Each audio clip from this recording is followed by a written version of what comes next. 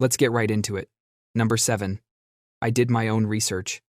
Picture this. You're standing in line at a grocery store, holding your sad little basket of vegetables, when someone behind you confidently declares that gravity is just a theory because they watched a 6-minute video with dramatic music. This, right here, is the signature battle cry of someone who has absolutely not done their own research. What they have done is skimmed a conspiracy bait thumbnail at 1 a.m. while eating cold pizza. Your brain loves shortcuts. Everyone's does. But some people take that shortcut, pave it with glitter glue, and call it a scientific road. Real research is slow, painful, and full of charts that look like alien hieroglyphics. Fake research? That comes with a guy named Truth Unboxed 6'9" whispering into a $12 microphone. The psychology behind this is basically the Dunning-Kruger effect doing parkour. When you know very little, your confidence skyrockets because you don't yet understand how much there is to understand. It's like playing your first piano key and assuming you're ready for Carnegie Hall. Your brain loves that feeling. It's comfy, warm, and requires zero additional learning.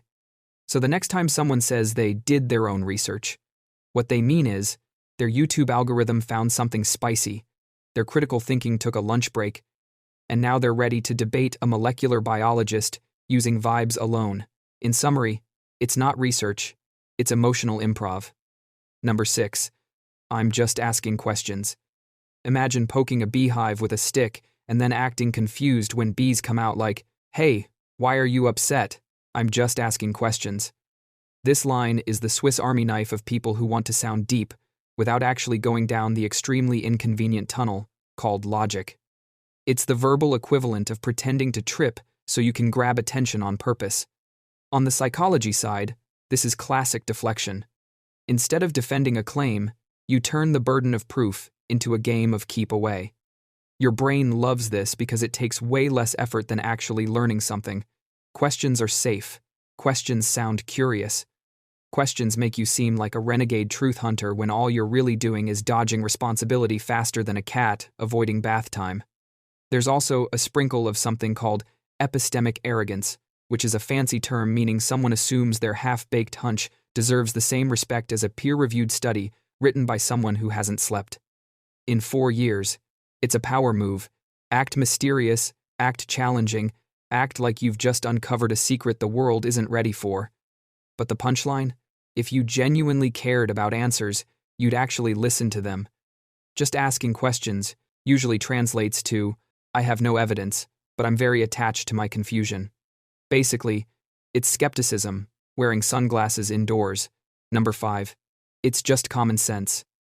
You've definitely met the person who wields common sense like it's Excalibur, except they're using it to slice the absolute wrong arguments.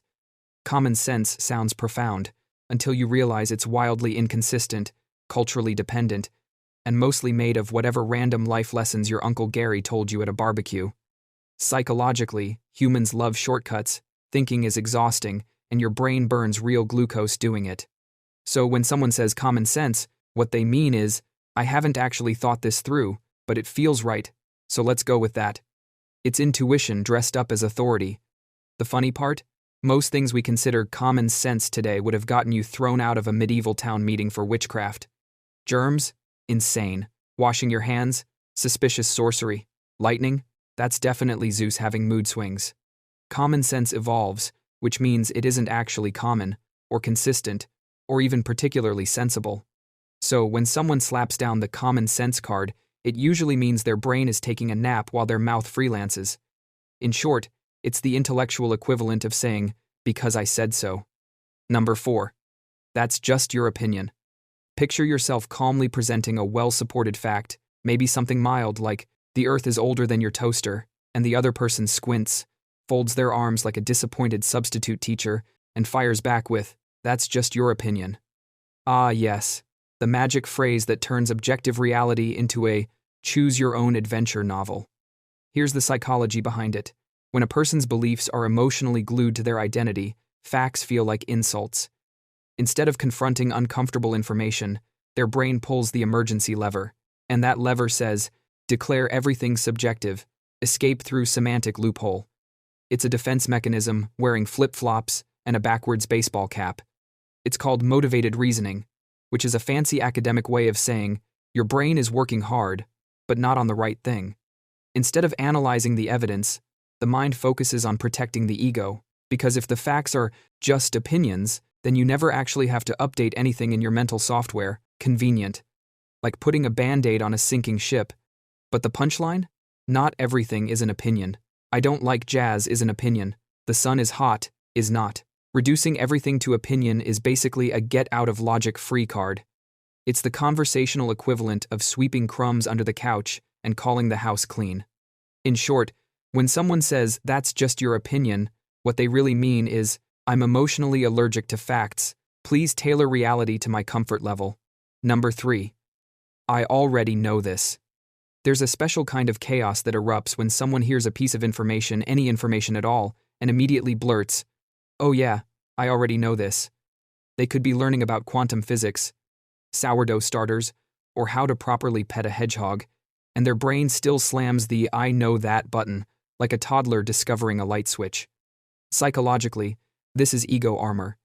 Humans hate feeling uninformed. It's uncomfortable, like showing up to a party and realizing everyone else followed a dress code you didn't know about. Admitting you don't know something feels vulnerable, so instead, the brain throws on its superhero cape and pretends you're a walking encyclopedia. Underneath it all is the illusion of knowledge, the belief that familiarity equals understanding. You've heard a topic before? Boom. Your brain logs that as mastered even though your actual comprehension is about as sturdy as a Jenga tower in an earthquake. The mind does this because it wants to save energy.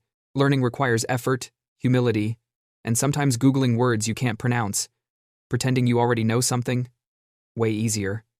But here's the punchline.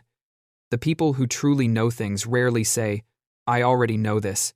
They're too busy being curious. Meanwhile, the "I already know this" crowd is basically yelling, "No new downloads, storage full," while deleting nothing. In short, it's a shortcut past embarrassment, straight into ignorance. Number 2. I don't care what people think. Oh, the classic anthem of someone who cares very deeply about what people think. If someone declares this phrase out loud, with passion, emphasis, or repeated exclamation marks, you can guarantee they absolutely care a lot, probably more than the average population, possibly more than is medically recommended. Humans are social creatures. Your brain is wired to care about group acceptance because, once upon a time, being liked meant not being left outside the cave when the wolves showed up. So when someone claims they don't care at all, what they're really trying to do is maintain the appearance of invulnerability.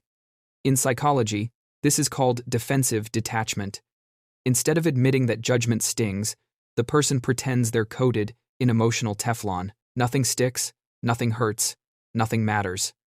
But that's an act, a performance, a little Broadway musical starring denial and fear of rejection.